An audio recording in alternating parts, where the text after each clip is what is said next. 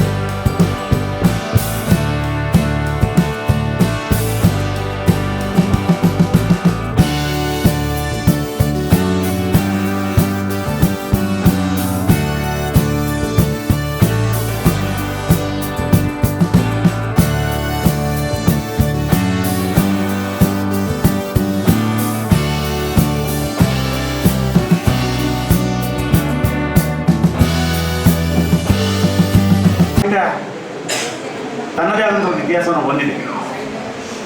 ಸುಮಾರು 4000 ವರ್ಷಗಳ ಇತಿಹಾಸ ಹೊಂದಿರತಕ್ಕಂಥ ಕನ್ನಡ ಸಾಹಿತ್ಯ ಯಾಕೋ ಏನೋ ಒಂದೇ ಒಂದು ವರ್ಗವನ್ನು ಪ್ರತಿನಿಧಿಸ್ತಿತ್ತು ಅಂತಕ್ಕಂಥ ಭಾವನೆ ಬಹುಜನರಲ್ಲಿದೆ, ಈಗಲೂ ಇದೆ. ಆ ನಿಟ್ಟಿನಲ್ಲಿ 80ರ ದಶಕದಲ್ಲಿ ಈ ದಲಿತ ಚಳವಳಿ, ರೈತ ಚಳವಳಿ, ಕನ್ನಡ ಪರ ಚಳವಳಿ ಏನು ಉಗಮವಾಯಿತೋ ಆ ಸಂದರ್ಭದಲ್ಲಿ ನಮ್ಮ ದಲಿತ ಸಾಹಿತ್ಯ ಪರಿಷತ್ ಉದ್ಘಾಟನೆ ಆಗುತ್ತೆ. ಅಂದಿನಿಂದ ಸತತವಾಗಿ ಬಹುಜನರ ಪರವಾಗಿ, ಬಹುಜನರ ಸಾಹಿತಿಗಳ ಪರವಾಗಿ ಅನೇಕ ಕಾರ್ಯಕ್ರಮಗಳನ್ನು ಆಯೋಜನೆ ಮಾಡುವ ಮೂಲಕ ಧ್ವನಿ ಇಲ್ಲದವರಿಗೆ, ಸ್ಥಾನಮಾನ ಇಲ್ಲದವರಿಗೆ, ಪ್ರಶಸ್ತಿ ಮಾನದಂಡಗಳು ಯಾರಿಗೆ ಸಿಗಲ್ವೋ ಅಂಥವರನ್ನು ಗುರುತಿಸಿ ರಾಜ್ಯದ ತಾಲೂಕಾ, ಜಿಲ್ಲಾ ಮತ್ತು ವಿವಿಧ ಭಾಗಗಳಲ್ಲಿ ಸಾಹಿತ್ಯಿಕ ಕಾರ್ಯಕ್ರಮಗಳನ್ನು, ವೈಚಾರಿಕ ಕಾರ್ಯಕ್ರಮಗಳನ್ನು ಹಮ್ಮಿಕೊಂಡು ಬಹುಜನರಿಗೆ ಪ್ರತಿನಿಧಿಯಾಗಿ ಕೆಲಸ ಮಾಡ್ತಕ್ಕಂಥದ್ದು ನಮ್ಮ ದಲಿತ ಸಾಹಿತ್ಯ ಪರಿಷತ್. ಈ ನಿಟ್ಟಿನಲ್ಲಿ ಕಳೆದ 3 ವರ್ಷಗಳ ಹಿಂದೆ ನಮ್ಮ ಲಿಂಗಣ್ಣ ಜಿಂಗಮನಹಳ್ಳಿ ಸರ್, ಬಸಪ್ಪ ನಾಗೋಲಿ ಅವರು, ರಮೇಶ್ ಗಬ್ಬೂರ್ ಸರ್ ಅವರು, ಹೀಗೆ ಅನೇಕ ಸಮಾನ ಮನಸ್ಕರು ಸೇರಿಕೊಂಡು ಗಂಗಾವತಿಯಲ್ಲಿ, ವಿಶೇಷವಾಗಿ ಕೊಪ್ಪಳ ಜಿಲ್ಲೆಯಲ್ಲಿ ಅತ್ಯಂತ ದಲಿತ ಸಾಹಿತ್ಯ ಪರಿಷತ್ತನ್ನು ಸ್ಥಾಪನೆ ಮಾಡೋಣ. ಆ ಮೂಲಕ ಬಹುಜನರಿಗೆ ಒಂದು ವೇದಿಕೆಯನ್ನು ಕೊಡೋಣ. ಬಹುಜನರ ಪ್ರತಿಭೆಯನ್ನು ಗುರುತಿಸಿ ನಾವು ಸನ್ಮಾನವನ್ನು ಮಾಡೋಣ.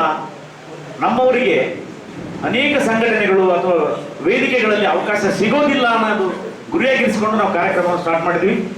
ಕಳೆದ 3 ವರ್ಷಗಳಿಂದ ಸುಮಾರು 36-35 ಜನರಿಗೆ ಅಕ್ಷರದ ಸಾವಿತ್ರಿ ಬಾಪುಲೆ ಪ್ರಶಸ್ತಿಯನ್ನು ನೀಡಿದ್ದೀವಿ. ಅದೇ ಥರನಾಗಿ ಯಾವುದಾದ್ರೂ ಸ್ಥಾನಮಾನ ಬಂದರೆ ನಮ್ಮವರಿಗೆ ಅವರ ಮನೆಗೆ ಹೋಗಿ ಸನ್ಮಾನ ಮಾಡ್ತಕ್ಕಂಥದ್ದು, ಅವರಿಗೆ ಇನ್ನಷ್ಟು ಕೆಲಸ ಮಾಡ್ತಕ್ಕಂಥ ಪ್ರೋತ್ಸಾಹವನ್ನು ನೀಡ್ತಕ್ಕಂಥ ಕೆಲಸವನ್ನು ಮಾಡಿದ್ದೀವಿ. ಹೀಗೆ ನಮ್ಮ ಸಾಹಿತ್ಯ ಪರಿಷತ್ತಿನ ಗುರಿಯನ್ನು ನಾವು ಅನುಷ್ಠಾನ ಮಾಡೋದಕ್ಕೆ ಸತತ ಪ್ರಯತ್ನ ಮಾಡ್ತಾ ಇದ್ದೀವಿ. ಆದರೆ ನನ್ನಲ್ಲಿ ಒಂದು ಅಳುಕಿದೆ. ಪರಿಷತ್ತಿನ ಕಾರ್ಯಕ್ರಮ ಇನ್ನಷ್ಟು ನಾವು ಅಂದ್ಕೊಂಡಷ್ಟು ಆಗ್ತಾ ಇಲ್ಲ ಅನ್ನೋದು ನನ್ನೊಂದು ಭಾವನೆ. ಮನೆಗೂ ಹೋಗಬೇಕು, ಓಣಿಗೂ ಹೋಗಬೇಕು, ಎಲ್ಲರ ಮನೆಗಳಿಗೆ ತರ್ತಕ್ಕಂಥ ಕೆಲಸ ನಮ್ಮ ಸಾಹಿತ್ಯ ಪರಿಷತ್ ಮಾಡಬೇಕಾಗಿದೆ. ಆ ಕಾರ್ಯವನ್ನು ನಮ್ಮೆಲ್ಲರ ಹಿರಿಯ ಮಾರ್ಗದರ್ಶನ ಮಾಡೋಣ ಅಂತಕ್ಕಂಥ ಭರವಸೆ ನಾವು ಹೊಂದಿದ್ದೀವಿ. ಜೊತೆಗೆ ಇವತ್ತು ಈ ಕಾರ್ಯಕ್ರಮದಲ್ಲಿ ವಿಶೇಷವಾಗಿ ಡಾಕ್ಟರ್ ಸತ್ಯಾನಂದ ಪಾತ್ರೋಟ್ ಅವರು ಜಾಜಿ ಮರದಲ್ಲೊಂದು ಜಾಜಿ ಮಲ್ಲಿಗೆ ಹೂವು ಅಂತಕ್ಕಂಥ ಒಂದು ಅವರ ಜೀವನ ಚರಿತ್ರೆಯನ್ನು ಹೊಂದಿರತಕ್ಕಂಥ ಈ ಕೃತಿ ಇವತ್ತು ಇಲ್ಲಿ ಮತ್ತೊಮ್ಮೆ ಮರು ಲೋಕಾರ್ಪಣೆ ಆಗ್ತಾ ಇದೆ. ಆ ಬಗ್ಗೆ ನಮ್ಮ ವೇದಿಕೆಯ ಕೆಲವರು ಮಾತಾಡಲಿದ್ದಾರೆ. ಅವರು ಸಹ ನಾಡಿನ ಕ್ಷಮೆಗೆ ಇದೀಗ ಬಂದ ಕುರಿತಂತೆ ನಮ್ಮೆಲ್ಲರ ಕುರಿತಂತೆ ಏನೇನು ಒಲವುಗಳಿದ್ದಾವೆ ಅಂತಕ್ಕಂಥ ವಿಷಯವನ್ನು ನಮ್ಮಲ್ಲಿ ಪ್ರಸ್ತಾಪ ಆಗುತ್ತೆ. ಹೀಗೆ ನಮ್ಮ ಸಾಹಿತ್ಯ ಪರಿಷತ್ತು ಸಾಹಿತ್ಯಿಕವಾಗಿ ಏನು ಕೆಲಸ ಮಾಡಬೇಕಾಗಿತ್ತು, ನಮ್ಮವರಿಗೆ ಹೀಗೆ ಪ್ರಾತಿನಿಧ್ಯವನ್ನು ಕೊಡಬೇಕಾಗಿತ್ತು, ಆ ಕೆಲಸ ನಾವು ಮಾಡ್ತಾ ಇದ್ದೀವಿ. ಮುಂಬರುವ ದಿನಗಳಲ್ಲಿ ನಮ್ಮೆಲ್ಲರ ಹಿರಿಯ ಮಾರ್ಗದರ್ಶನದಂತೆ ಪರಿಷತ್ತಿನ ಇನ್ನೂ ಹಲವಾರು ಕಾರ್ಯಕ್ರಮಗಳನ್ನು ಅನುಷ್ಠಾನ ಮಾಡೋಕ್ಕೆ ನಾವೆಲ್ಲರೂ ಪ್ರಯತ್ನ ಮಾಡ್ತೀವಿ.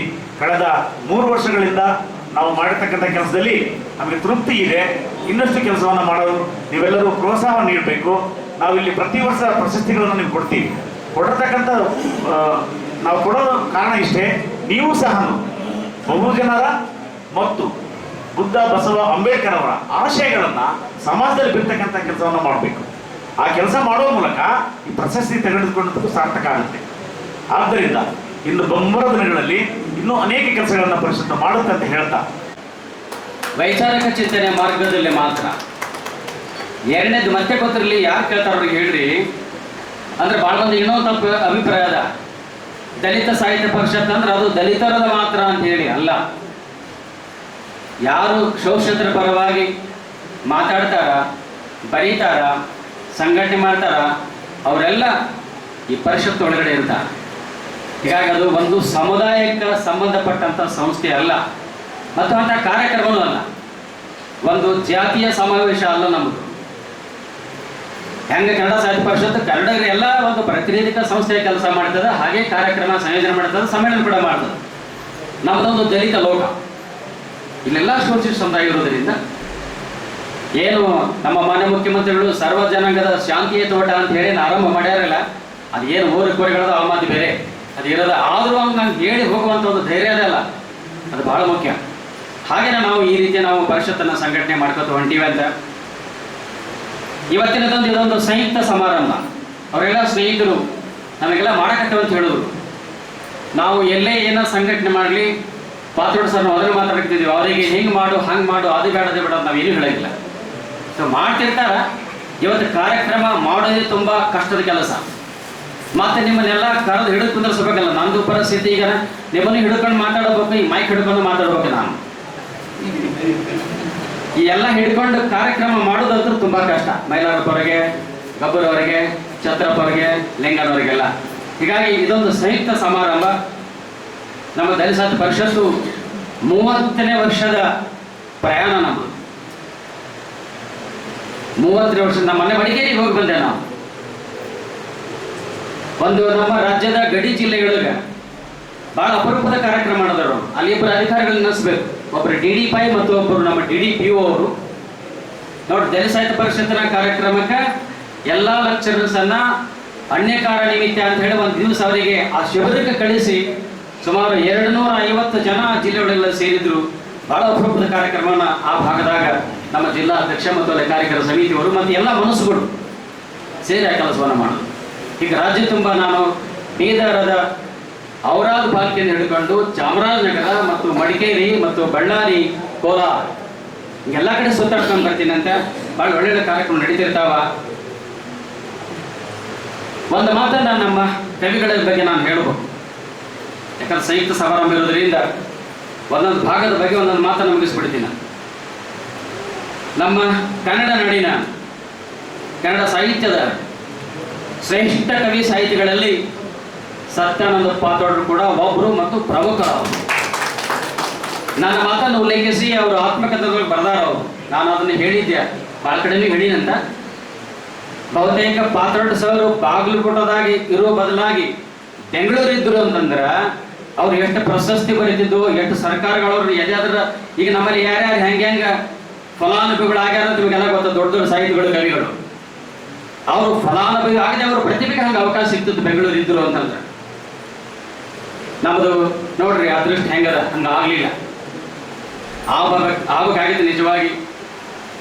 ಅಂತ ಒಬ್ಬ ಕವಿ ಇವತ್ತು ಮಿಗ್ಲಾಗತ್ತದ ಬಡವನಾದರೂ ಏನು ಪ್ರಿಯ ಅನ್ನತಕ್ಕಂಥ ಹಾಡು ಲಕ್ಷಾಂತರ ಜನ ಅದನ್ನ ತಮ್ಮ ಮೊಬೈಲ್ ರಿಂಗ್ ಟೋನ್ ಆಗಿ ಅವರೇ ಲಾಭ ಮಾಡ್ಕೊಂಡ್ರು.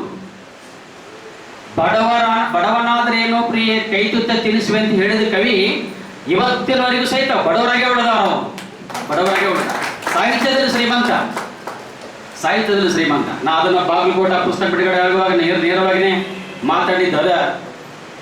ಯಾಕ ಏನೋ ನಮ್ಮ ಜನ ರೀತಿ ಮಾಡ್ತಾ ಇರೋದು ಸರಿಯಾದ ಕ್ರಮ ಆಗಿರಲಿಲ್ಲ. ರಾಜಕಾರಣಿಗಳು ಒಳಗೊಂಡು ಎಲ್ಲ ನಮ್ಮಂಥ ಸಂಘಟನೆಗಳು ಒಳಗೊಂಡು ಅವರನ್ನ ಆರ್ಥಿಕವಾಗಿ ಸಬಲ ಮಾಡುವಂಥ ಮತ್ತು ಸಾಹಿತ್ಯ ಕ್ಷೇತ್ರದೊಳಗೆ ಇನ್ನಷ್ಟು ಅವಕಾಶ ಸಿಗುವಂಥ ಕೆಲಸವನ್ನ ನಾವು ಮಾಡಲಿಲ್ಲ. ಕನ್ನಡ ಸಾಹಿತ್ಯ ಪರಿಷತ್ತು, ದಲಿತ ಸಾಹಿತ್ಯ ಪರಿಷತ್ತು, ಕರ್ನಾಟಕ ಸರ್ಕಾರ, ಬೇರೆ ಬೇರೆ ಅಕಾಡೆಮಿಗಳೆಲ್ಲ ಅಂಥ ಸಾಹಿತಿಗಳನ್ನ ಕವಿಗಳನ್ನ ನಾವು ಇನ್ನಷ್ಟು ಎತ್ತರಕ್ಕೆ ಒಯ್ಯತಕ್ಕಂಥ ಕೆಲಸವನ್ನ ಮಾಡುವುದು. ಅವರ ಸಾಹಿತ್ಯದ ಮೂಲಕ ಇಡೀ ದಲಿತ ಲೋಕವನ್ನೇ ತುಂಬಾ ಎತ್ತರಕ್ಕೆ ತಗೊಂಡು ಬಂದಿರತಕ್ಕಂಥ ಕವಿಗಳು.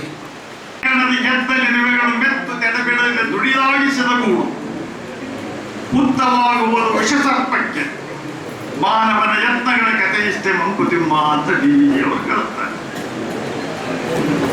ಯಾವ ವ್ಯಕ್ತಿಗಳಿಗೆ ಸೂಕ್ತ ಸ್ಥಾನಮಾನ ಅವರ ಪ್ರತಿಭೆಗಳನ್ನು ಗುರುತಿಸ್ತಕ್ಕಂಥ ವ್ಯವಸ್ಥೆ ನಮ್ಮ ದೇಶದ ಸಾಮಾಜಿಕ ವ್ಯವಸ್ಥೆಯಲ್ಲಿಯೇ ಇಲ್ಲ. ಯಾವನೋ ದುಡಿದನ ಯಾವನೋ ಬಂದು ಹಾರಿಸ್ಕೊಂಡು ಹೋಗ್ತಾನ. ಜಿಸ್ಕಿ ಲಾಟಿ ಉಸ್ಕಿ ವಯಸ್, ಯಾರ ಕೈಯಾಗ ಬಡಿ ಇರ್ತೈತಿ ಎಮ್ಮೆ ಅವ್ರನ್ನಾಗಿ ಹೋಗ್ತಾನೆ ಈ ದೇಶದಲ್ಲಿ. ಯಾರಿಗಿಂತಲೂ ಮೊದಲು ಅಕ್ಷರದ ಬೀಜವನ್ನು ಬಿತ್ತಿದಂತ ಈ ಪುಣ್ಯ ದಂಪತಿಗಳು ಇವತ್ತು ನಮ್ಮ ನೆನಪಿನಲ್ಲಿ ಎಷ್ಟು ಜನಕ್ಕಿದ್ದಾರೆ. ಜ್ಯೋತಿರಾವ್, ಸಾವಿತ್ರಿಬಾಯಿಯವರು ನಮಗೆ ಎಷ್ಟು ಗೊತ್ತಿದ್ದಾರೆ. ಎಲ್ಲ ತಮ್ಮದನ್ನು ಸರ್ವಸ್ವ ಮಾಡಿಕೊಂಡು ಅದೆಲ್ಲ ವೇದಿಕೆ ಮೇಲೆ ಹೇಳಕ್ಕಾಗೋದಿಲ್ಲ. ದಯಮಾಡಿ ತಾವಾದರೂ ಅವರ ಪುಸ್ತಕಗಳ ಇತಿಹಾಸವನ್ನು ಓದರಿ, ಇಂಥ ಕಾರ್ಯಕ್ರಮಗಳಲ್ಲಿ ಭಾಗವಹಿಸಿದರೆ ಅವರ ಒಂದು ಹೋರಾಟದ ಬದುಕು ಗೊತ್ತಾಗ್ತದೆ. ಏನೇ ಇರಲಿ, ಶಿಕ್ಷಣ ಇರಲಿಲ್ಲ ಅಂದ್ರೆ ಮನುಷ್ಯ ಮುಗಿತಾವ ಲೈಫ್. ಆದ್ರೆ ಈ ದೇಶದ ವ್ಯವಸ್ಥೆ ಹೆಂಗೆ ಕಟ್ಟಾಗಿದೆ ಇಲ್ಲಿಯ ಜನಾಂಗವನ್ನಂದ್ರೆ, ಒಂದು ಜನಾಂಗವನ್ನು ಪರ್ಮನೆಂಟ್ ಪರದೇಶಿಗಳನ್ನಾಗಿ ಮಾಡಿಬಿಡ್ತು ಶಿಕ್ಷಣದಿಂದ. ಶಿಕ್ಷಣದ ಅವಕಾಶವನ್ನೇ ಕೊಡಲಿಲ್ಲ. ನಾವು ಬಿಜಾಪುರ ಮಾಡಿ ಗೋಳಗುಂಟು ಮಾಡಿವಿ ಅಂತ ದೊಡ್ಡ ದೊಡ್ಡ ಭಾಷಣ ಮಾಡ್ತಾರೆ. ಈಗ ಈ ದೇಶ ಹಾಳಾದದ್ದು ಅಂತ ದುಷ್ಟರಿಂದ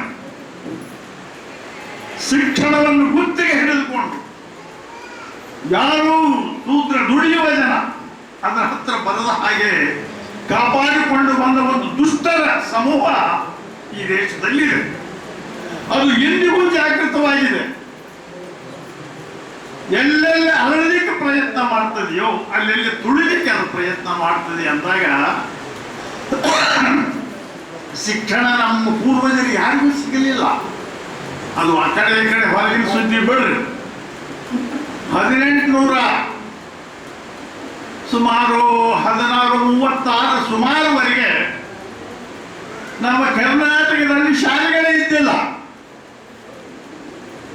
ಒಂದು ವೇಳೆ ಬ್ರಿಟಿಷರು ಬರದಿದ್ದರೆ, ಕುವೆಂಪು ಹೇಳ್ತಾರೆ, ಒಂದು ವೇಳೆ ಬ್ರಿಟಿಷರು ನಮ್ಮ ದೇಶವನ್ನು ಹಾಳದಿದ್ದರೆ ನಾನು ಯಾವನೋ ಮನೆಯಲ್ಲಿ ಸಗಣಿ ಬರುಕಂತ ಇರಬೇಕಾದದ್ದು ಅಂತ. ಸಗಣಿ ಬರುಕಂತ ಇರಬೇಕಾಗಿತ್ತು.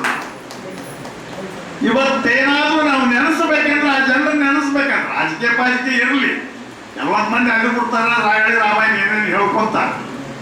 ಇವತ್ತೇನಾದ್ರೂ ಬಹುಜನರಿಗೆ ಒಂದು ಶಿಕ್ಷಣದ ಅವಕಾಶ ಸಿಕ್ಕಿದ್ರೆ ಅದು ಎಲ್ಲಿ ಅಂದ್ರೆ ಬ್ರಿಟಿಷರು ಕರ್ನಾಟಕ ಅಥವಾ ಭಾರತಕ್ಕೆ ಬಂದ ಮೇಲೆ ಉಳಿದ ಬಹುಜನರಿಗೆ ಶಿಕ್ಷಣದ ಅವಕಾಶಗಳು ಅಲ್ಲಿ ಸಿಕ್ಕಿತ್ತು.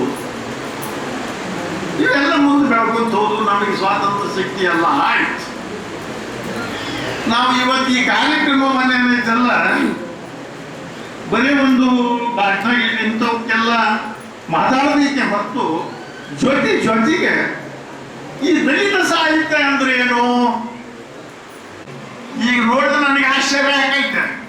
ಈ ಜಾತಿ ಕುಷ್ಠರೋಗ ಎಷ್ಟು ಹಬ್ಬಿಬಿಟ್ಟೈತೆ ಅಂದ್ರ ಈ ಕೆಳಜಾತಿಗಳಿದಾವಲ್ಲ ಅವಕ್ಕೆ ಈ ತಿಂಡಿ ಎದ್ದು ಬಿಟ್ಟೈತಿ. ನಾನು ಹಳ್ಳಿ ಮನುಷ್ಯ ಹಳ್ಳಿ ಶಬ್ದದಾಗ ಹೇಳ್ತೇನೆ, ಅದು ಸರಿಯಾಗಿ ತಿಳಿದೈತಿ ನಿಮ್ಗೆ. ಅವಾಗ ಎಂಥ ಜಾತಿ ತಿಳಿದೆ ನಿಮ್ಗೆ? ಹೊಲೆಯವ್ರ ಕಂಡ್ರೆ ಮಾದರಿಗೆ ಆಗೋದಿಲ್ಲ, ಮಾದರಿ ಕಂಡ್ರೆ ಹೊಲೆಯರಿಗೆ ಆಗೋದಿಲ್ಲ. ಅವ್ರಿಗಿಂತ ಇವ್ರು ಹೆಚ್ಚಂತ, ಇವ್ರಿಗಿಂತ ಅವ್ರು ಹೆಚ್ಚಂತ. ಕುರುಬನ ಕಂಡ್ರೆ ಬ್ಯಾಡ್ರಿಗೆ ಆಗೋದಿಲ್ಲ, ಬ್ಯಾಡ್ರನ್ ಕಂಡ್ರೆ ಕುರುಬರಿಗೆ ಆಗಿದೆ. ಲಂಬಾಣಿನ ಕಂಡ್ರೆ ವಾಟ್ರಿಗೆ ಆಗೋದಿಲ್ಲ, ವಾಟ್ರ ಕಂಡ್ರೆ ಲಮಾಣರಿಗೆ ಆಗಿದೆ. ಹಿಂಗ ಪ್ರತಿಯೊಂದು ಜಾತಿಗಳು ಮೇಲ್ ಜಾತಿ ಪಾಪ ಬ್ರಾಹ್ಮಣರು ಎಲ್ಲಿ ಹೋಗ್ಬಿಟ್ಟು ಅಡ್ರೆಸ್ ಅಂದಂಗೆ ಈಗ ಅಪ್ಪ ಯಾರು ಸುದ್ದಿಯಾಕ ಬರಗಲ್ಲ. ನಮ್ಮನ್ನ ಬೈಗೆ ಇವತ್ತು ಹಳ್ಳಿಗೆ ಹೋಗರೆ ದೌರ್ಜನ್ಯ ಭಯ. ನಮ್ಗೆ ಬುದ್ಧಿ ಇಲ್ಲ. ಅವ್ರು ಒಳಗೆ ಏನಾರ ಮಾಡ್ತಾರಂದ್ರೆ ಅವ್ರು ಕುತಂತ್ರ ಮಾಡಷ್ಟು ತಿಳುವಳಿಕೆ ಇರಲಾರ್ದ ಅಯೋಗ್ಯರಾಗಿದ್ದೀವಿ. ಏನೇನು ಸ್ವತಂತ್ರ ಸಿಕ್ಕು 75 ವರ್ಷ ಬಸವಣ್ಣ ಬಂದ, ಬುದ್ಧ ಬಂದ, ಅಂಬೇಡ್ಕರ್ ಬಂದ್ರು, ಇನ್ನೊಬ್ಬರು ಮಾಡೋರು ನಮ್ಗೆ ಗೊತ್ತಾಗುದಿಲ್ಲ. ಇವತ್ತು ಪ್ರತಿ ಹಳ್ಳಿಗಳಿಗೆ ಹೋಗ್ರಿ, ಅಲ್ಲಿಯ ಜಾತಿಗಳ ಒಂದು ಗಲಾಟೆಯಲ್ಲಿ ಇರೋದು ಇವೇ ಜಾತಿಗಳು. ಅದಕ್ಕೆ ನಮ್ಮ ದಲಿತ ಸಾಹಿತ್ಯ ಪರಿಷತ್ತು ಇಂಥ ಒಂದು ಟ್ರೈನಿಂಗ್ ಕೊಡ್ರಿ, ಇಂಥ ಒಂದು ತರಬೇತಿಯನ್ನು ಕೊಡ್ರಿ. ಮೊದಲು ಈ ಬಹುಜನ ಸಮಾಜ ಅಂತ ಏನೈತಲ್ಲ, ಇವೆಲ್ಲರೆಲ್ಲವ ಭಿನ್ನತೆಗಳು ತೊಲಗುವ ಹಾಗೆ ಪ್ರಯತ್ನ ಮಾಡಬೇಕು.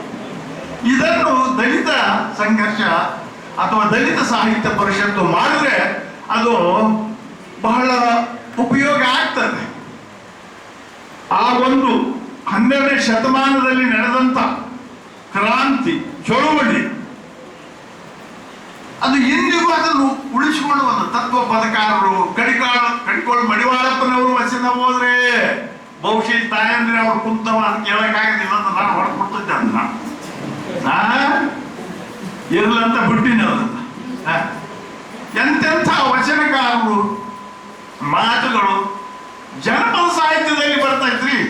ಒಂದು ಯಾವುದೋ ಒಂದು ಇದರಲ್ಲಿ ನಾನು ಹಾಡಿದ್ದು ಕೇಳಿದ್ದೆ. ಆಡ್ತಾರೆ ಈ ಸಮಾಜವನ್ನು ಹೆಂಗೆ ಅವರು ನೋಡ್ತಾರೆ, ಎಷ್ಟು ಸೂಕ್ಷ್ಮವಾಗಿ ಗಮನಿಸ್ತಾರೆ. ಈ ಜನಪದರು ಒಂದೇ ಎರಡೇ ಅವರ ಹಾಡದಂತ ಹಾಡುಗಳಿಲ್ಲ. ಕಡಿಕೋಳು ಮಡಿವಾಳಪ್ಪನವರಾಗಿರೋದು ಮತ್ತೆ ಇನ್ನೇನೋ ಹಾಡುಗಳು ಸಾಕಷ್ಟು ಅವೆಲ್ಲ. ಒಂದು ಹಾಡು ಕೂಡ ಇತ್ತು, ಬಹಳ ಚೆನ್ನಾಗಿತ್ತು. ಅದು ಯಾಕೋ ದ್ಯಾಸ ಹೋಗ್ಬಿಡ್ತಾವೆ ಎಲ್ಲ ರೆಡ್ಡಿ ಬೆಳಿಗ್ಗೆ ಬಂದಿದ್ದು ನಾನು. ಮೂಕನಾಗಬಾರದು, ಒದರಾಡ್ಬೇಕು. ಮೂಕ ಕೇಳಂಗಿಲ್ಲ. ಕೆಲವು ಹೇಳ್ತಾರ ಹೊಟ್ಟೆಯೊಳಗೆ ಅರ್ಜುನ ಕರ್ಣ ಇಬ್ಬರ ಮಕ್ಕಳಲ್ಲಿ ಒಬ್ಬ ಶೂದ್ರನಾದ, ಒಬ್ಬ ಕ್ಷತ್ರಿಯನಾದ. ಅದಕ್ಕೆ ಕಾರಣ ಕುಂತೆಯ ಆದರ. ಈ ಸತ್ಯ ಹೇಳಂಗಿಲ್ಲ. ಕಿವೆ ಯಾ ಹಿಂದೂ ಇರಲ್ಪ ಅಂದ್ರೆ ಸತ್ಯ ಐತಿ. ಕೂಕಣೆ ಹುಟ್ಟಿದಾಗ ಹುಟ್ಟಿಬಿಟ್ಟು ಒಂದು ದೋಷ. ಹಿಂದಿನ ಋಷಿಮುನಿಗಳಲ್ಲಿ ಅವರೆಲ್ಲ ಕೆಳವರ್ಗದಲ್ಲಿ ಹುಟ್ಟಿದವರು. ನಾವಿದ ಕ್ಷತ್ರಿಯ. ವಶಿಷ್ಠ ಬ್ರಾಹ್ಮಣರಲ್ಲಿ ಶ್ರೇಷ್ಠ ಗುರು. ಎಲ್ಲಿ ಹುಟ್ಟಿದ? ಅವ್ರ ಅಪ್ಪ ಯಾರು? ಅಗ್ರಸಲ್ಲ. ಅಪ್ಪಿಂದ ಹುಟ್ಟಿದವ್ರಿಗೆ ಏನಂತಾರ? ಅಕ್ರಮ ಸಂತಾನ ಅಂತಾರ. ಆ ಅಕ್ರಮ ಸಂತಾನ ಶ್ರೀರಾಮನ ಗುರು. ಇದನ್ನ ಯಾರು ಹೇಳ್ತಾರೆ? ವೇಮನ ಹೇಮರೆಡ್ಡಿ ಮಲ್ಲಮ್ಮನ ಮೈದನರು. ಹೇಮರೆಡ್ಡಿ ಒತ್ತಟ್ಟಿಗೆ ಬರೀತಾನ, ತಾಯಿ ದೇವಲೋಕದ ವೇಶ್ಯೆ. ತಾಯಿ ದೇವಲೋಕದ ವೇಶ್ಯೆ ಊರ್ವಶಿ, ಹೆಂಡತಿ ಮಾದಿಗ ಕನ್ಯೆ ಅರುಂಧತಿ. ಹೆಂಡತಿ ಮಾದಿಗ ಕನ್ಯೆ ಅರುಂಧತಿ. ಇಂತಿ ವಸಿಷ್ಠ ಶ್ರೀರಾಮನ ಗುರು. ಯಾರ ಗುರು ಈತ? ಶ್ರೀರಾಮನ ಗುರು. ಜಾತಿಯಿಂದಲ್ಲ, ಜ್ಞಾನದಿಂದ. ಮಹಾಭಾರತ, ರಾಮಾಯಣ, ಭಗವದ್ಗೀತೆಗಳು ಹುಟ್ಟುವುದಕ್ಕಿಂತ ಮುಂಚಿತವಾಗಿ ಈ ಜಾತಿಯ ಪದ್ಧತಿ ಇಲ್ಲ ಅಂತ ಪ್ರಾಜ್ಞರು ಈಗೂ ಕೂಡ ಬಡಿತಾರೆ. ಅವಾಗ ಅವರವರ ಯೋಗ್ಯತೆ ಮೇಲೆ ಬರೀ ಹೇಳ್ತು. ಆಗ ನಾವು ಜಾತಿಗಳಾದ ಮೇಲೆ ಇವತ್ತೆಲ್ಲವನ್ನು ಹಾಳಾಗಿ ಹೋಗ್ಯದ.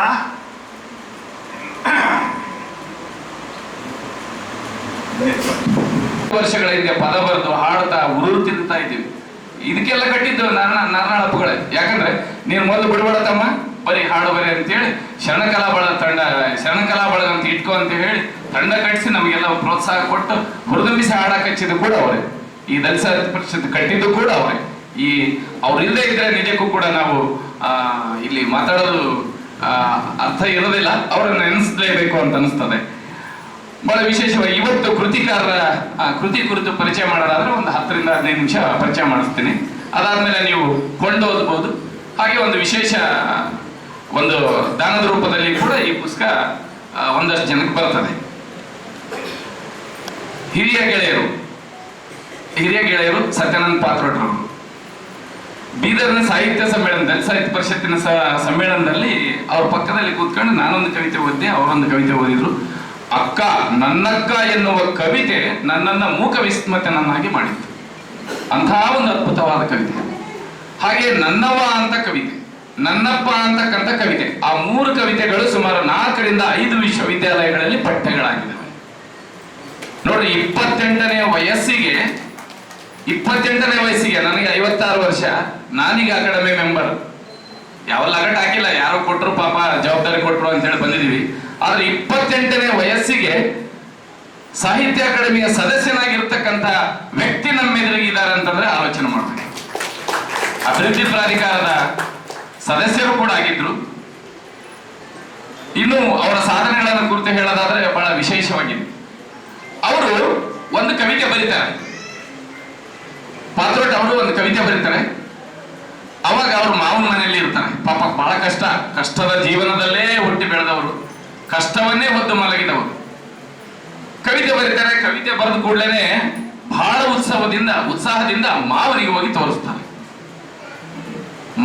ತೋರಿಸ್ತಾರೆ. ಆ ಮಾವ ಒಂದು ಮಾತು ಹೇಳ್ತಾನ, ಲೇ ಬಸಳಿಕೆ, ನೀ ಏನು ಬರಿತಿಲ್ಲ ಅಂತೇಳಿ ಬೈದು ಬಿಡ್ತಾರೆ.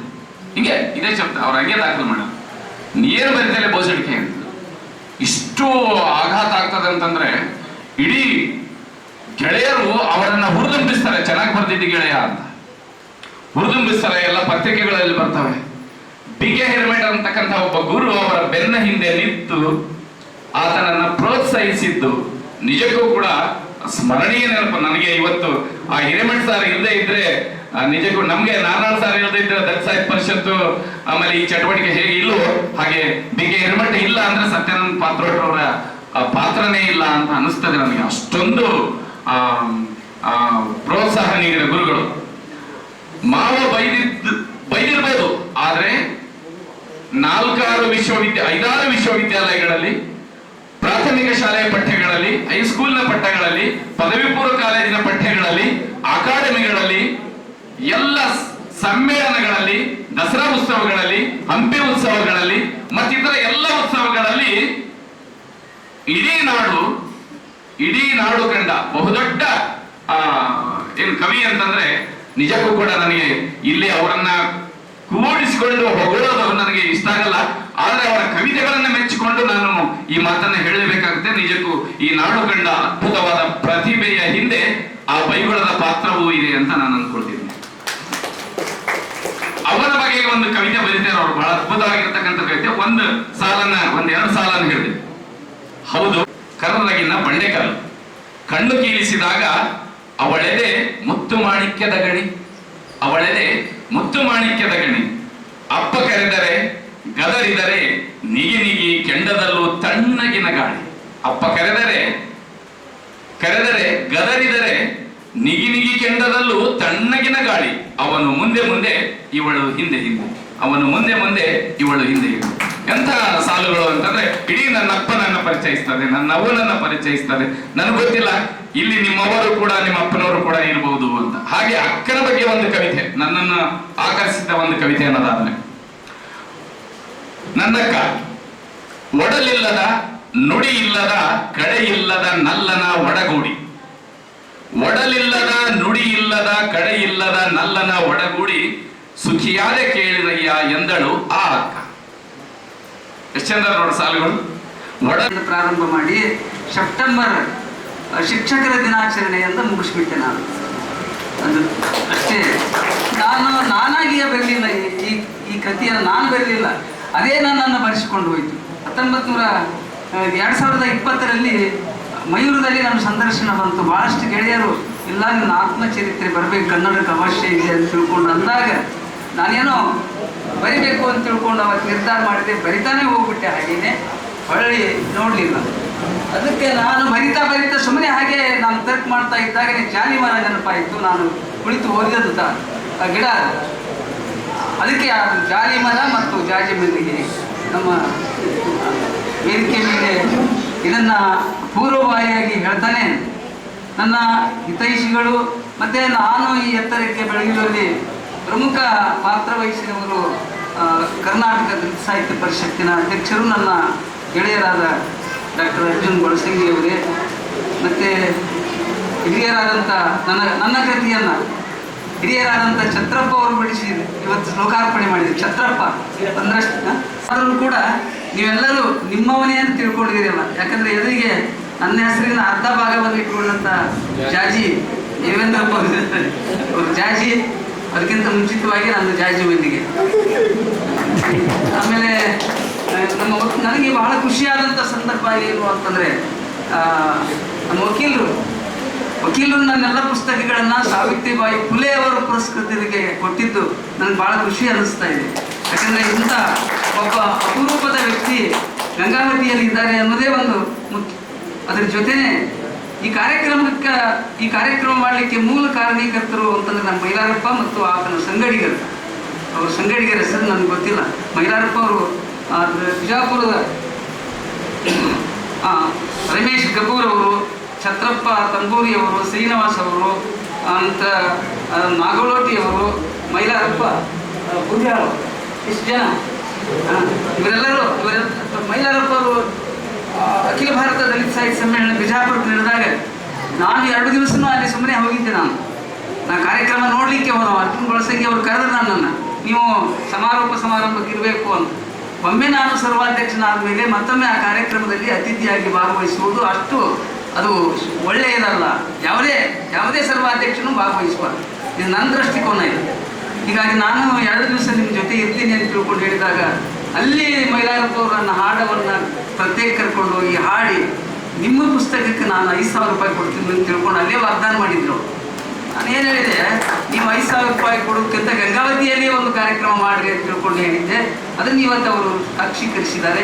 ಅದಕ್ಕೆ ಗಂಗಾವತಿಯ ದಲಿತ ಸಾಹಿತ್ಯ ಪರಿಷತ್ತಿನ ಎಲ್ಲ ಪದಾಧಿಕಾರಿಗಳಿಗೆ, ರಾಜ್ಯ ದಲಿತ ಸಾಹಿತ್ಯ ಪರಿಷತ್ತಿನ ಎಲ್ಲ ಪದಾಧಿಕಾರಿಗಳಿಗೆ ನಾನು ಗೌರವಪೂರ್ವಕ ವಂದನೆಗಳನ್ನು ಸಲ್ಲಿಸುತ್ತೇನೆ. ಕೆಲವೊಂದು ವಿಚಾರಗಳನ್ನು ನಿಮ್ಮ ಜೊತೆ, ಯಾಕಂದರೆ ವೇಳೆ ಭಾಳ ಆಗಿದೆ, ಆದರೆ ನಾನು ಮಾತಾಡಬೇಕು. ಯಾಕಂದರೆ 150 ಕಿಲೋಮೀಟರ್ ಅಂತರದಿಂದ ಬಂದಿದ್ದೀನಿ. ನೀವು ಇಲ್ಲಿಯವೇ 1 ತಾಸು 45 ನಿಮಿಷ ಮಾತಾಡಿದ್ದೀರಿ ಅಂತ ಅಲ್ಲ. ನಾನು ಮತ್ತೆ ನನ್ನದೇ ಪುಸ್ತಕ, ಅದರೊಳಗೆ ಏನಿದೆ ಅಂತ ನಿಮಗೆ ಹೇಳಬೇಕಲ್ಲ. ನಾನು ಇವರು ನಮ್ಮ ರಮೇಶ್ ಅವರು ಹೇಳಿದ್ದಾರೆ, ಅದರ ಬಿಟ್ಟು ಭಾಗವನ್ನು ಒಂದಿಷ್ಟು ನಿಮಗೆ ಹೇಳಿದರೆ ನನಗೆ ಸಂತೋಷ ಆಗ್ತಾ ಇದೆ. ಒಂದು ಏನು ಅಂತಂದರೆ, ದಯಮಾಡಿ ನೀವು ನನ್ನ ಮಾತನ್ನು ಒಂಚೂರು ಗಮನಿಸಬೇಕು. ಏನು ಅಂತಂದರೆ, ಈ ಕಡೆಯವರೆಲ್ಲ ನನ್ನ ಅಂತಂದರೆ ಪುರುಷ ಸಮಾಜದವರು ಅಂದ್ಕೊಳ್ಳಿ. ನೀವೆಲ್ಲರೂ ಇವತ್ತೇ ಹೋಗಿ ನಿಮ್ಮ ಮನೆಯವರಿಗೆ, ನಿಮ್ಮ ಪತ್ನಿಗೆ ಒಂದು ಕೈ ತುತ್ತು ತಿನ್ನಿಸ್ಬೇಕು. ಒಂದು ಕೈ ತುತ್ತು. ನೀವು ಶಿಕ್ಷಕರಿದ್ದವರು ಅಥವಾ ನಿಮ್ಮ ಮನೆಯವರು, ವೇದಿಕೆಯ ಮೇಲಿನವರು ಕೂಡ ನೀವು ನಿಮ್ಮ ಮನೆಯವರು ಕೈ ತುತ್ತು ತಿನ್ನಿಸ್ಲಿಲ್ಲ ಅಂದರೆ ತಿನ್ನಿಸು ಅಂತ ತಿಳ್ಕೊಂಡು ಒತ್ತಾಯಪೂರ್ವಕವಾಗಿ ತಿನ್ನಿಸ್ಕೊಳ್ಬೇಕು. ಯಾಕೆ ಈ ಮಾತನ್ನು ಹೇಳಿದೆ ಅಂತಂದರೆ, ನನ್ನ ಬಡವನಾದರೆ ಈ ಕವಿತೆ ಇದೆಯಲ್ಲ, ಬಹಳಷ್ಟು ಜನ ಕೇಳ್ತಾ ಇದ್ದಾರೆ. ಬಡವನ ಸುಮಾರು ಅರ್ಜುನ್ ಗೊಳಸಂಗಿ ಅವರು ಪ್ರಸ್ತಾಪ ಮಾಡಿ ನನ್ನ ಬಗ್ಗೆ ಬಹಳಷ್ಟು ಹೇಳಿದರು. ಅರ್ಜುನ್ ಗೊಳಸಂಗಿ ಅವರು ಬಹಳ ಅಂದ್ರೆ ಬಹಳ ಪ್ರೀತಿಗೆ ಬೆಲೆ ಕಟ್ಟಲಿಕ್ಕೆ ಆಗೋದೇ ಇಲ್ಲ ಜಗತ್ತಿನಲ್ಲಿ. ನೀವು ಯಾವುದಕ್ಕೆ ಬೇಕಾದಕ್ಕೆ ಬೆಲೆ ಕಟ್ಟಬಹುದು, ಹಣಕ್ಕೆ ಕಟ್ಟಬಹುದು, ಅಥವಾ ಸೀರೆ ಕಟ್ಟಬಹುದು, ಬಟ್ಟೆ ಕಟ್ಟಬಹುದು, ಬಂಗಾರಕ್ಕೆ ಕಟ್ಟಬಹುದು, ಮಣಿಗೆ ಕಟ್ಟಬಹುದು. ಪ್ರೀತಿಗೆ ಮಾತ್ರ ಜಗತ್ತಿನಲ್ಲಿ ಬೆಲೆ ಕಟ್ಟಲಿಕ್ಕೆ ಆಗೋದಿಲ್ಲ. ಅಂತ ಪ್ರೀತಿಯನ್ನ ಅರ್ಜುನ್ ಗೊಳಸಂಗಿ ಅವರು ನನ್ನ ಮೇಲೆ ಇಟ್ಟುಕೊಂಡಿದ್ದಾರೆ. ನನಗೇನು ಸಿಗ್ತಾ ಇದೆಯೋ ಬಿಡ್ತಾ ಇದೆಯೋ ಅದು ನನಗೆ ಮುಖ್ಯ ಆಗೇ ಇಲ್ಲ. ಯಾಕೆಂದ್ರೆ ನಾನು ಹೇಗೆ ಬದುಕಬೇಕೋ ಹಾಗೆ ಬದುಕನ್ನು ಕಟ್ಟಿಕೊಂಡು ಬಿಟ್ಟಿದ್ದೀನಿ ನಾನು. ಹೀಗಾಗಿ ನಾನು ಯಾಕೆ ಆ ಮಾತನ್ನು ಹೇಳಿದೆ ಅಂತಂದ್ರೆ, ಅವ್ವ ತಿನ್ನಿಸುವ ಕೈ ತುತ್ತು, ಗಂಡ ಹೆಂಡತಿಗೆ ತಿನ್ನಿಸುವ ಕೈ ತುತ್ತು, ಅಕ್ಕ ತಮ್ಮನಿಗೆ ತಿನ್ನಿಸುವ ಕೈ ತುತ್ತು. ಈ ಕೈ ತುತ್ತಿನಲ್ಲಿಯೇ ಒಂದು ವಿಶಿಷ್ಟ ವಾತ್ಸಲ್ಯ ಇರುತ್ತೆ. ನನ್ಗೆ ಭಾಳ ಜನ ಕೇಳಿದ್ರು, ಏಕೆ ಸರ ನನಗೆ ಈ ಕವಿತೆಯನ್ನು ಕೇಳಿದಂಥ ಒಬ್ಬ ಹೆಣ್ಮಗಳು 3 ವರ್ಷ ಹುಡುಕಾಡಿದಾಳೆ. ನಾನು 3 ವರ್ಷ ಹುಡುಕಾಡಿದ ಮೇಲೆ ನಾನು ಸಿಕ್ಕಾಗ ಕೇಳಿದ್ಲಕ್ಕಿ ಗಾಬರಿ ಆಗಿಬಿಟ್ಲಕ್ಕಿ, ಸರ್ ನಮಗೊಂಚೂರು ಕೈ ತುತ್ತು ತಿನ್ನಿಸ್ತೀವಿ ಅಂತ. ಯಾವಾಗ ತಿನ್ನಿಸ್ತೀವಿ ಅಂತ ಹೇಳಿ, ಎಲ್ಲರಿಗೂ ತಿನ್ನಿಸ್ಲಿಕ್ಕೆ ಆಗೋದಿಲ್ಲ. ಅದಕ್ಕೆ ನಿಮ್ಮ ಹೆಂಡತಿಯರಿಗೆ ನೀವು ಒಂದು ಕೈ ತುತ್ತು ತಿನ್ನಿಸಿ, ನೀವು ಏನಿವತ್ತು ಆಗಿದೆ ಅಂತ ತಿಳ್ಕೊಂಡು ಕೇಳಿದ್ರಿ ಅಂತಂದ್ರೆ ಆ ಹೆಂಡತಿ ಖುಷಿ ಪಡ್ತಕ್ಕಂಥ ಸಂತೋಷವೇ ಬೇರಿಲ್ಲ. ನೀವು ನಿಮ್ಮ ಮನೆಯವರು ಕೈ ತುತ್ತು ತಿನ್ನಿಸಿದಾಗ ನಿಮಗಾಗ್ತಕ್ಕಂಥ ಆನಂದ ಅದನ್ನು ನೋಡಬೇಕು. ಯಾಕಂದ್ರೆ ಈ ಕೈತುತ್ತಿನಲ್ಲಿ ಒಂದು ವಿಶಿಷ್ಟ ಶಕ್ತಿ ಇದೆ. ಅಂತ ಕೈತುತ್ತಿನ ಮೂಲಕ, ಯಾಕಂದ್ರೆ ನನಗೆ ಎಲ್ಲ ಸಮಾಜದವರು ಕೈತುತ್ತು ಕೊಟ್ಟಿದ್ದಾರೆ. ನಾನು ಆ ಮಾತನ್ನು ಈಗ ಹೇಳಿದೆ, ಎಲ್ಲ ಸಮಾಜದವರು. ನನಗೆ ಜಾತಿಗಳಲ್ಲಿ ನಂಬಿಕೆ ಇಲ್ಲ, ಧರ್ಮಗಳಲ್ಲಿ ನಂಬಿಕೆ ಇಲ್ಲ, ದೇವರಲ್ಲಿ ನಂಬಿಕೆ ಇಲ್ಲ, ಮಠಗಳಲ್ಲಿ ನಂಬಿಕೆ ಇಲ್ಲ. ನಾನು ಪ್ರೀತಿಸುವುದು ಮತ್ತು ಗೌರವಿಸುವುದು ಮನುಷ್ಯರನ್ನು ಮಾತ್ರ. ನಾನು ಭೂಮಿಯ ಮೇಲಿನ ಎಲ್ಲ ಮನುಷ್ಯರನ್ನ ಪ್ರೀತಿಸಬೇಕು.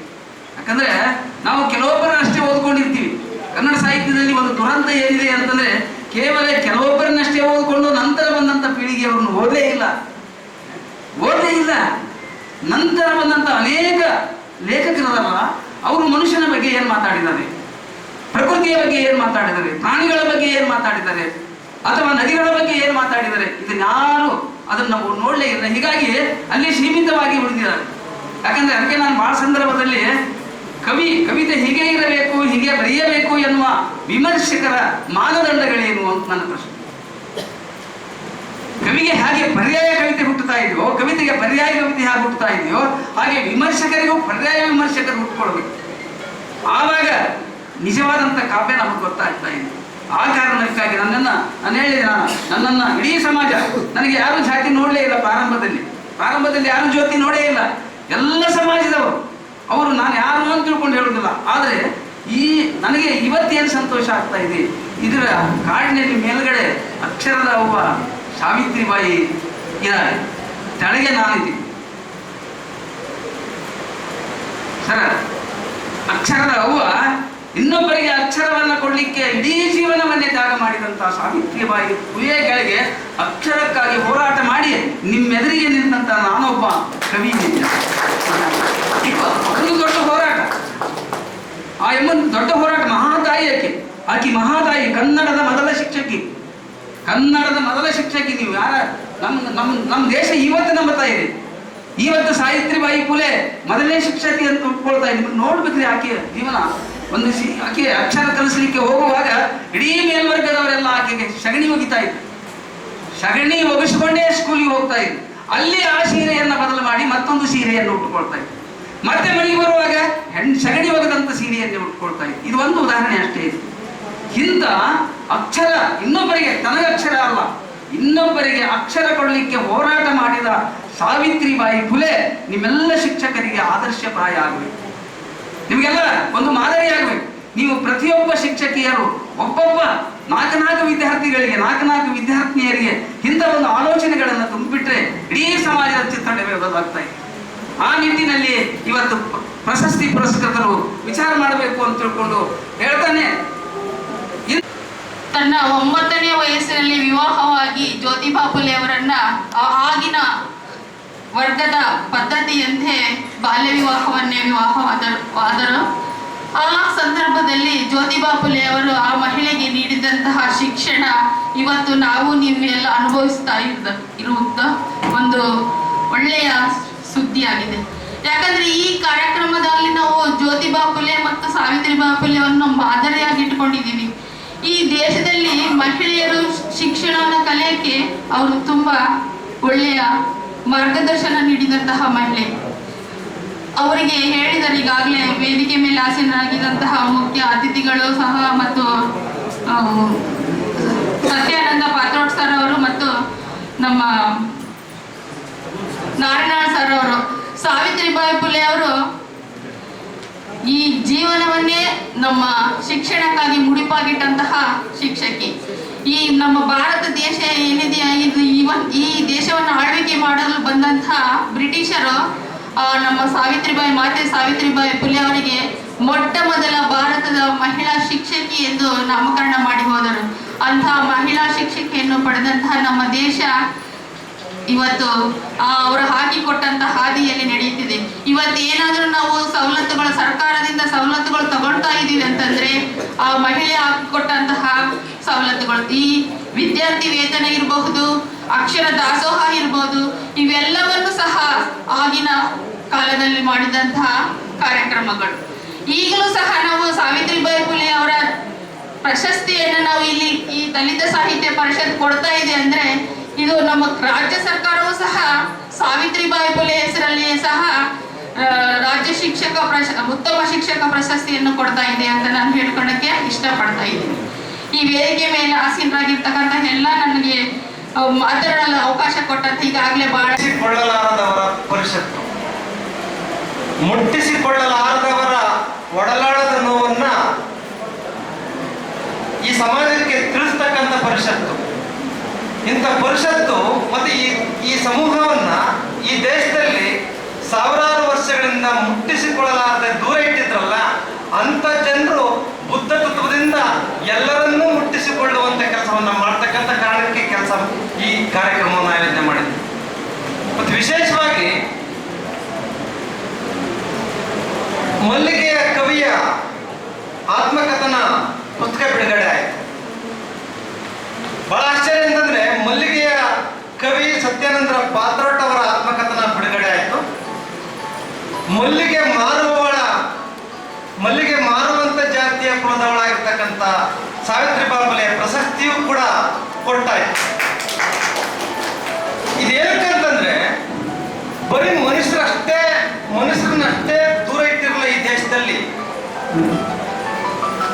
ತಮ್ಮ ಧರ್ಮದವರನ್ನು, ತಮ್ಮ ಹೊಲಗದ್ದೆಗಳಲ್ಲಿ ಕೆಲಸ ಮಾಡ್ತಕ್ಕಂಥ ಬೆವರಿನ ಕುಲದವರನ್ನು ದೂರ ಇಟ್ಟಿದ್ರು, ಮುಟ್ಟಿಸಿಕೊಳ್ಳಲಾರದೆ.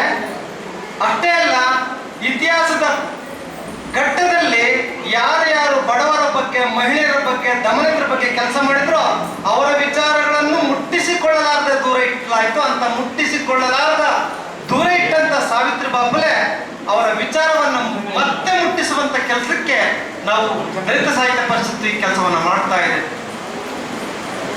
ಯಾಕಂದ್ರೆ ಈಗಾಗಲೇ ನಮ್ಮ ನಾರಾಯಣ ಸರ್ ಹೇಳಿದ್ರು, ಗೆಳೆಯರಾಗಿರ್ತಕ್ಕಂಥ ಲಿಂಗಜ್ಜವರು ಹೇಳಿದ್ರು, ನಾವು ನೀವೆಲ್ಲರೂ ಇವತ್ತು ಜಾತಿ ಮೀರಿ ಇವತ್ತು ಕಲ್ತ್ಕೊಂಡಿದ್ದೀವಿ ಅಂತಂದ್ರೆ ಬ್ರಿಟಿಷರು ಎಷ್ಟು ಕಾರಣನೋ ಅಷ್ಟೇ ಕಾರಣ ಸಾವಿತ್ರಿಬಾಯಿ ಫುಲೆ ಮತ್ತು ಜ್ಯೋತಿಬಾಯಿ ಫುಲೆ ದಂಪತಿಗಳು. ಅವ್ರು ಇಲ್ಲದೆ ಹೋಗಿದ್ರೆ ನಾವು ಈ ದೇಶ ಶಿಕ್ಷಣವಂತರು, ಅಕ್ಷರವಂತರು ಆಗ್ತಾ ಇರಲಿಲ್ಲ. ಅಕ್ಷರವಂತರು ಆಗಲಿಲ್ಲ ಅಂದ್ರೆ ಅರಿವಾಗ್ತಿರ್ಲಿಲ್ಲ. ಅರಿವಾಗಲಿಲ್ಲ ಅಂತಂದ್ರೆ ಇಂಥ ಪ್ರೀತಿ, ಮಮತೆ, ಮೈತ್ರಿಗಳು ಬೆಳೀತಾ ಇಲ್ಲ ಈ ದೇಶದಲ್ಲಿ. ಆ ಕಾರಣಕ್ಕೆ ಈ ಜ್ಯೋತಿಬಾಯಿ ಫುಲೆ ಮತ್ತು ಸಾವಿತ್ರಿಬಾಯಿ ಫುಲೆಯ ಶ್ರಮದಾನ ಮತ್ತು ಜೀವದಾನ ಪರಿಣಾಮವಾಗಿ ನಾವೆಲ್ಲ ಅಕ್ಷರ ಕಲಿತು. ನನಗೆ ಮೊದಲಿಂದನೂ ಒಂದು ಕಳಕಳಿ ಏನಂದ್ರೆ, ಒಂದು ಕಥೆ ಓದಿರ್ತಾರೆ ಎಲ್ಲರೂ. ಮಗ ನೌಕರಿ ತಗೊಂಡ್ಬಿಡ್ತಾನೆ, ನೌಕರಿ ತಗೊಂಡ್ಮೇಲೆ ಪಗಾರ ಬಂದು ಮೊದಲನೇ ಪಗಾರ ಬಂದು ತಾಯಿ ಕೊಡ್ತಾನೆ. ತಾಯಿ ಕೊಟ್ಟಾಗ ತಾಯಿಗೆ ಬೇಜಾರಾಗುತ್ತೆ. ಕಷ್ಟಪಟ್ಟು ಅಪ್ಪ ಕಲ್ಸ್ಯಾನ, ಅಪ್ಪಗೆ ನೀನು ಪಗಾರ ಕೊಡ್ಬಿಟ್ಟು ನನಗೆ ಕೊಟ್ಟಿಲ್ಲ ಅಂತೇಳಿ ಭಾಳ ಬೇಜಾರಾಗಿ, ಇಲ್ಲವ ನಾನು ನಿನಗ ಕೊಡ್ತೀನಿ ಅಂತ ಹೇಳ್ತಾರೆ. ಅದಕ್ಕೆ ತಾಯಿ ಭಾಳ ಬೇಜಾರಾಗಿ ಮತ್ತೊಂದ್ಸರಿ ಭಾಳ ಬೇಜಾರು ಮಾಡ್ಕೊಂಡಿದ್ದಾಗ ಹೇಳ್ತಾನೆ, ನನ್ನ ಅಪ್ಪನ ಕೈ ಸಣ್ಣವಿದ್ದಾಗಿಂದ ಕೊಡೋದನ್ನು ನೋಡಿದ್ದೀನಿ ಹೊರತಾಗಿ ಇಸ್ಕೊಂಡಿದ್ದನ್ನು ನೋಡಿಲ್ಲ ಅಂತ ಹೇಳ್ತಾನೆ. ನಮ್ಮಪ್ಪ ಕೊಡಲ್ಲ, ಹಾಗಾಗಿ ಅವನಿಗೆ ನಾನು ರೊಕ್ಕ ಕೊಟ್ಟರೆ ಎಲ್ಲಿ ನಮ್ಮಪ್ಪ ಬೇಜಾರು ಮಾಡ್ಕೊಬರ್ತಾನಂತ ನಿನ್ಗೆ ಕೊಡ್ತಾ ಇದ್ದೀನಿ ಅಂತ ಹೇಳ್ತಾನೆ. ಅಂತ ವಿಶೇಷ ಸಂದರ್ಭದಲ್ಲಿ ನಾವು ಯಾರ ಹತ್ರನೂ ಕೇಳಬಾರ್ದು. ನಮಗೊಂದು ಮಾನದಂಡ ಇದೆ, ಏನಂದ್ರೆ ಏನೇ ಕಷ್ಟ ಬರಲಿ ನಾವೇ ಹಾಕೊಂಡು ಮಾಡೋಣ. ಯಾರಾದ್ರೂ ಕೇಳಿಬಿಟ್ರೆ, ಯಾರ ಹತ್ರ ಏನಾದ್ರೂ ಕೇಳಿದ್ರೆ ಸಣ್ಣವರಾಗ್ಬಿಡ್ತೀನಿ ಅಂತ ಮನಸ್ಥಿತಿ ನಾವು ಹಾಗಾಗಿ ಎಷ್ಟೇ ಕಷ್ಟ ಬರಲಿ ಅದನ್ನ ನಿಭಾಯಿಸ್ತಕ್ಕಂಥ ನಮ್ಮ ಒಂದು ದಲಿತ ಸಾಹಿತ್ಯ ಪರಿಷತ್ ತಾಲೂಕು ಘಟಕದ ಪದಾಧಿಕಾರಿಗಳು ನಾವೊಂದು 20 ಜನ ಇದ್ವಿ. ಅದಕ್ಕೆ ಬೆನ್ನೆಲುಬಾಗಿ ಆಲದ ಮರ ಅಂತಿರೋರು ನಿಂಗಜ್ಜವರು. ಯಾಕೆ ಸುಳ್ಳು ಹೇಳಬಾರ್ದು, ಯಾಕಂದ್ರೆ ದಾರಿ ತೋರಿಸೋರು. ನಾವು ಒಂದು ಪತ್ರಿಕೆ ಮಾಡ್ಬೇಕಾದ್ರೆ ಅವರ ಪ್ರೂಫ್ ಹಾಕಿದ ಮೇಲೆ ಮತ್ತೊಂದ್ಸರಿ ನೋಡ್ರಿ, ಯಾಕಂದ್ರೆ ಕಂಪ್ಯೂಟರ್ ಹೆಂಗಾಗುತ್ತದೆ ನಮ್ಮ ಮೇಲೆ ಕರೆಕ್ಟ್ ತೋರಿಸಿರ್ತಾರ ಅಲ್ಲಿ ಒಳಗೆ ಹೋಗಿ ಚೇಂಜ್ ಮಾಡಿರಲ್ಲ ಅವರು, ಮತ್ತೆ ಹಂಗೆ ಬಂದಿರ್ತಾರೆ. ಹಾಗಾಗಿ ಅದೊಂದು ನಮಗೆ ಬಹಳ ಎದ್ದಿಬುದ್ಧಿ ಆಗ್ತಿತ್ತು. ಜೊತೆಗೆ ಬೆನ್ನೆಲುಬಾಗಿ ನಿಂತಿದ್ದಾರೆ. ಸರ್ ಬಗ್ಗೆ ನಾನು ಬಾಗಲಕೋಟದವರು. ನಾನು ಮೊದಲೇ ಪುಸ್ತಕಕ್ಕೆ ಸರಿಗೆ ಹಿಂಬರ ಬರ್ಲಿಕ್ಕೆ ಹೇಳಿದ PG ಇದ್ರು ಸತ್ಯಾನಂದ ಪಾತ್ರೋಡ್ ಸರ್ ಅವರು. ಬಡವನಾದ್ರೆ ಏನು ಕುರಿ ಅಂತ ಹಾಡು ಎಲ್ಲರೂ ಕೇಳಿರ್ತಾರೆ. ಮನದಾಳದ ಮಾತಂದ್ರೆ ಎಷ್ಟೋ ಕೋಟಿ ರೂಪಾಯಿ ಬೇರೆದವರು ಹಾಡಿ ಗಳಿಸ್ಕೊಂಡ್ರೆ ಬರ್ದವ್ರಿಗೆ ಏನೂ ಇಲ್ಲ ಅಂತ. ಹಾಗಾಗಿ ಆದರೂ ಕೂಡ ಕೋಟಿ ಜನ ಇದ್ದಾರಲ್ಲ, ಅದೇ ದೊಡ್ಡ ಆಸ್ತಿ ಅಂತಕ್ಕಂಥದ್ದು. ಇದು ನಮ್ಮ ದೇಶ ಮಾನವ ಸಂಪನ್ಮೂಲವನ್ನು ಹೊಂದಿರತಕ್ಕಂಥ ದೇಶ. ಇದು ಮಾನವ ಸಂಪನ್ಮೂಲ ಇನ್ನಷ್ಟು ಆರ್ಥಿಕತೆಯಿಂದ ಮತ್ತು ಸಾಮಾಜಿಕವಾಗಿ ಶಾಂತಿ ನೆಮ್ಮದಿಯಿಂದ ಬಾಳ್ತಕ್ಕಂಥ ಕೆಲಸ ಆಗಬೇಕು. ಅದೇ ಹೇಳಿದರು. ನನಗೆ ಬಹಳ ಜನ ಕೇಳಿದರು, ದಲಿತ ಪರಿಷತ್ ಸಾಹಿತ್ಯ ಯಾಕೆ ಸೇರ್ಕೊಂಡೆ ಅಂತ ಕೇಳಿದಾಗ ನಾನಂದೆ, ದಲಿತರಂದ್ರೆ ಬರೇ ಹಿಂದುಳಿದ ಶೋಷಿತರು ಅವರಲ್ಲ, ಮಹಿಳೆಯರಿಗೆ ಅವಕಾಶ ಎಲ್ಲಿವರೆಗೆ ಸಿಗೋದಿಲ್ಲ ಅಲ್ಲಿವರೆಗೆ ದಲಿತರೇ ಅಂತಕ್ಕಂಥ ಅವ್ರಿಗೆ ಸಿಗ್ಬೇಕಾಗಿರ್ತಕ್ಕಂಥ ಸ್ಥಾನಮಾನ. ನಾವಾದ್ರೂ ಅಷ್ಟೇ ನಮ್ಮ ಹೆಣ್ಮಕ್ಳಿಗೆ ಒಂದು 5 ನಿಮಿಷ ಹೋದ್ರೆ ಎಲ್ಲೋಗಿದೆ ಅಂತ ಕೇಳ್ತೀವಿ ನಾವು. ಅದೇ ಗಂಡು ಮಕ್ಕಳಾಗಿದ್ರೆ ರಾತ್ರಿ 10 ಗಂಟೆ ಆದರೂ ಇರಲ್ಲ. ಆದರೂ ನಾನು ಹೇಳ್ತಾ ಇದ್ದೀನಿ, ಹೆಣ್ಣು ಮಕ್ಕಳನ್ನು ಎಲ್ಲೋಗಿದೆ ಅಂತ ಕೇಳೋಕ್ಕಿಂತ ಗಂಡು ಮಕ್ಕಳು ಎಲ್ಲೋಗಿದ್ದಾರೆ ಅಂತ ಕೇಳಿದ್ರೆ